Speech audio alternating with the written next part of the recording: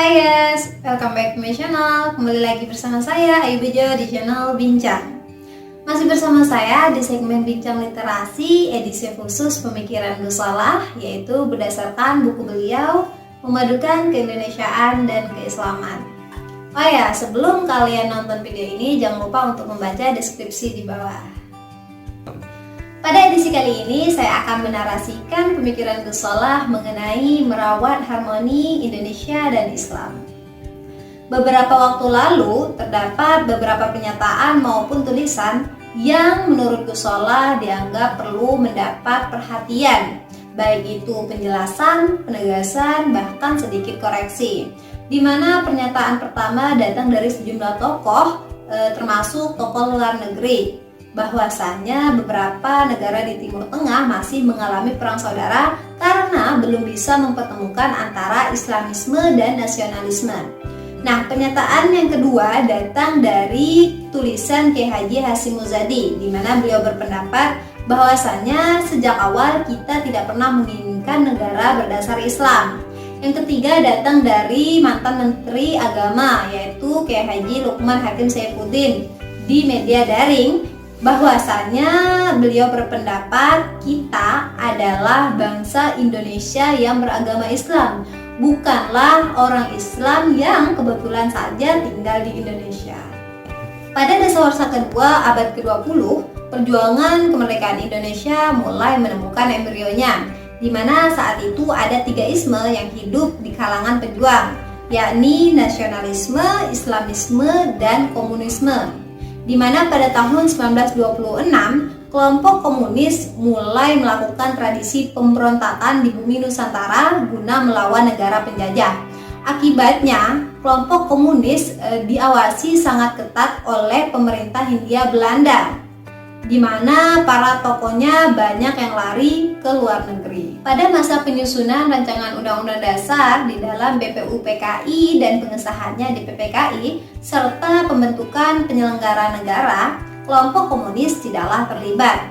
Terjadilah pertentangan yang tajam dan sengit antara kelompok nasionalis dan kelompok Islam, di mana kita sudah hafal betul proses yang terjadi pada tanggal 18 Agustus 1945, di mana diresmikannya Undang-Undang Dasar 1945 yang mengambil dasar negara Pancasila dengan sila pertamanya ketuhanan yang Maha Esa. Perjuangan menjadikan Islam sebagai dasar negara masih dilanjutkan oleh partai-partai Islam pada saat menyusun Undang-Undang Dasar di dalam Konstituante antara tahun 1956 hingga tahun 1959. Banyak dari kita yang melupakan kejadian ini, apalagi generasi muda saat ini.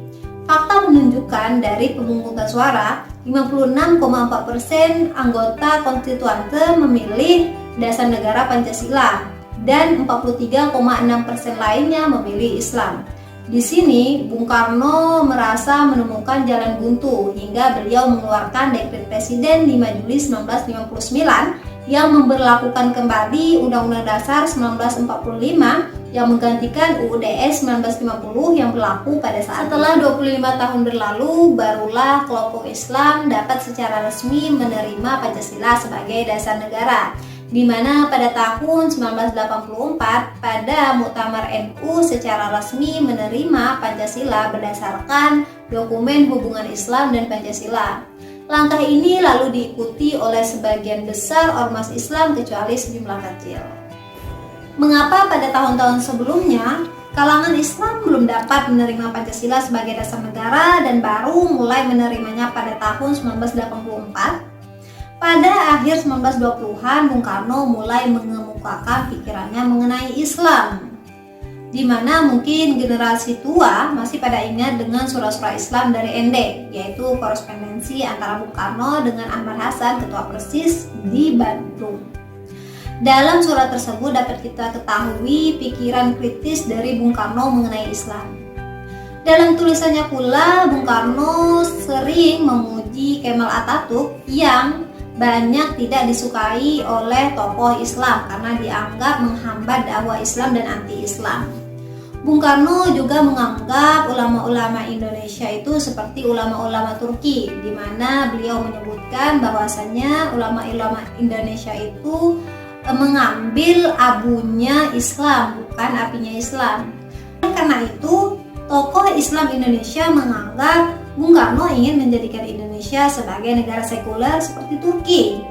Dan otomatis Pancasila yang digagas oleh Bung Karno dianggap bersifat sekuler dalam artian anti agama Islam. Apalagi Pancasila yang diajukan oleh Bung Karno dalam pidato 1 Juni 1945 itu menempatkan sila ketuhanan pada sila kelima. Nah, namun dengan berdirinya Kementerian Agama pada tahun 1946 cukup dapat meyakinkan tokoh-tokoh Islam bahwasanya Pancasila tidaklah bersifat sekuler dan sesuai ajaran Islam. Menurut Gus Solah, kondisi baik tersebut tidak lepas dari keberhasilan kita memadukan antara kebangsaan dengan keagamaan. Oleh karenanya, sebaiknya kita tidak lagi mempertentangkan keindonesiaan dan keislaman sebagai dua sisi dari satu mata uang yang sama. Dalam konteks tersebut pula, Gus Solah menegaskan pernyataan dari mantan Menteri Agama bahwasanya kita adalah orang Indonesia yang beragama Islam, bukan orang Islam yang semata-mata tinggal di Indonesia itu harus kita hindari. Karena menurut Gus Solah, kita adalah orang Islam yang berbangsa Indonesia sekaligus orang Indonesia yang beragama Islam. Bagi Gus Solah, beliau tidak pernah harus memilih antara Islam atau Indonesia. Bagi beliau juga, beliau tidak harus mendahulukan antara satu dengan yang lain. Nah, pertanyaannya saat ini ialah bagaimana caranya kita merawat harmoni Indonesia dan Islam? Jawaban dari Gus Solah ialah upaya merawat dilakukan dengan memberi pemahaman terhadap kelompok Islam yang masih menganggap bahwasanya negara Pancasila itu bertentangan dengan negara Islam, atau bisa kita sebut dengan kelompok yang memperjuangkan negara khilafah Islamiyah.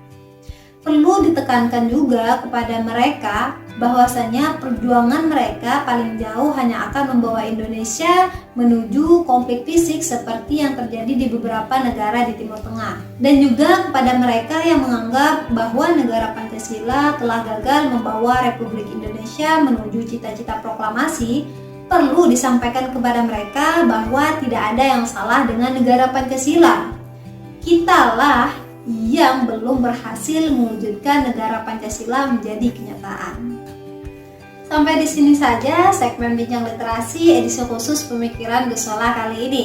Sampai bertemu di sesi selanjutnya. Bye!